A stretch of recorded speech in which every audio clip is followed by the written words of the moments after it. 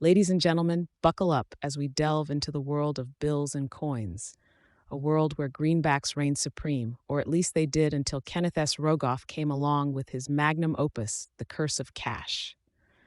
Through a tour de force of economic scrutiny, Rogoff takes the seemingly mundane world of currency and uncovers a riveting landscape of intrigue that would leave even Sherlock Holmes furiously taking notes. Now, grab your wallets, for we are about to embark on a journey through the top 10 insights from Rogoff's controversial yet undeniably fascinating read.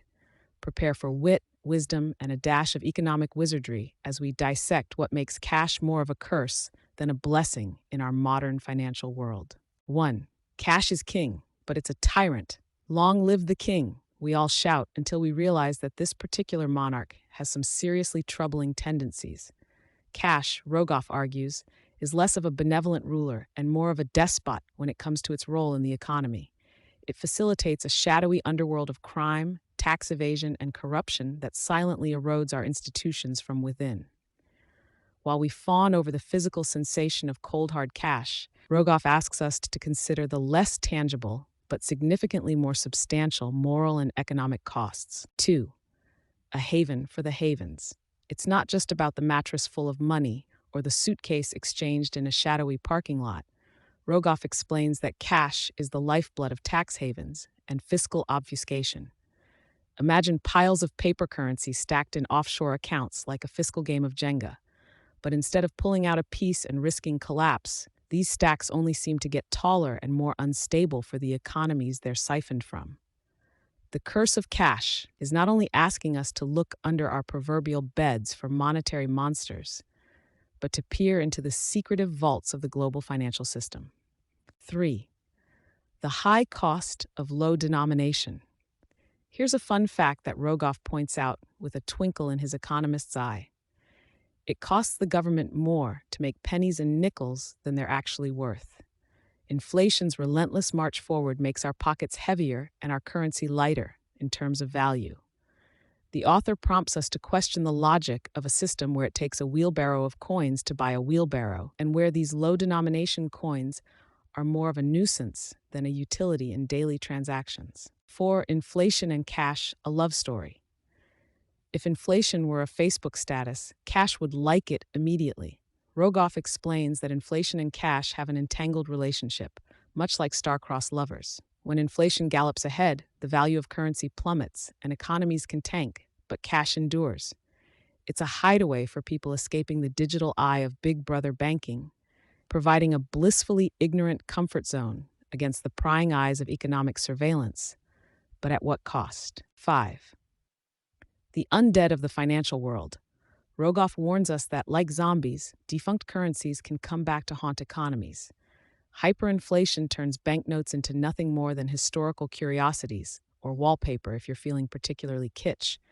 The idea is that cash, which should be the lifeblood of healthy commerce, can turn necrotic, eating away at economic stability and leaving behind a rotting corpse of fiscal viability when abused or mismanaged.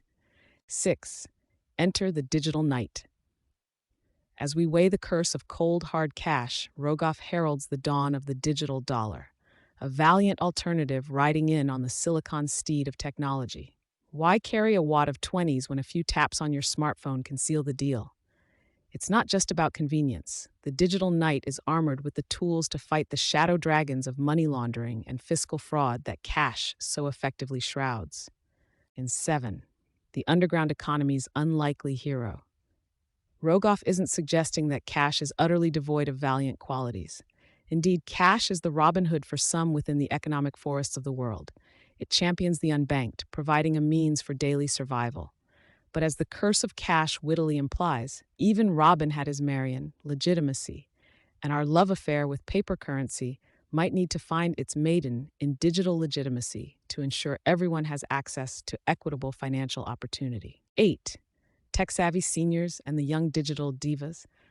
One of Rogoff's most amusing observations regards demographics and adoption. The assumption might be that tech-savvy youths are leading the charge towards digital currencies. But guess what? Grandma's on Venmo too. The curse of cash shows us that age, much like cash, may just be a number in the grand scheme of financial revolution.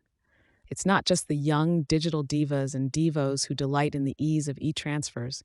It's becoming a cross-generational rave. 9. The phasing farce. Rogoff serves us a slice of reality with the side of sardonic relish. If you thought transitioning from cash to digital would be like switching from VHS to DVD, think again. He suggests the road will be paved with the blood, sweat, and tears of torn economic tissues. Rogue offers a gradual but determined phasing out of cash, leaving us to wonder whether future generations will regard our current cash system as we now see leech therapy, a curious, archaic practice. 10. Naive nostalgia and cash's romantic balcony scene. Finally, Rogoff acknowledges our nostalgia for cash with the fondness one might feel for an ex-lover. Cash has a tangible romance to it.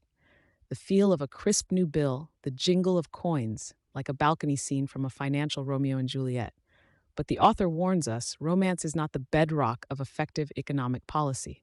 We cannot afford to be starry-eyed about our fiscal future, and as such, we may need to bid adieu to our tangible monetary paramour. Ladies and gentlemen, this whirlwind tour of the 10 cracking insights from Kenneth S. Rogoff's The Curse of Cash isn't merely an exercise in economic exploration.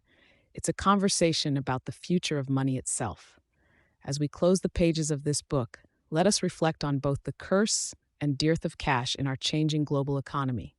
Let's continue to question, challenge, and above all, keep our intellect as liquid as the assets we so passionately debate. And so, I leave you to ponder this essential question.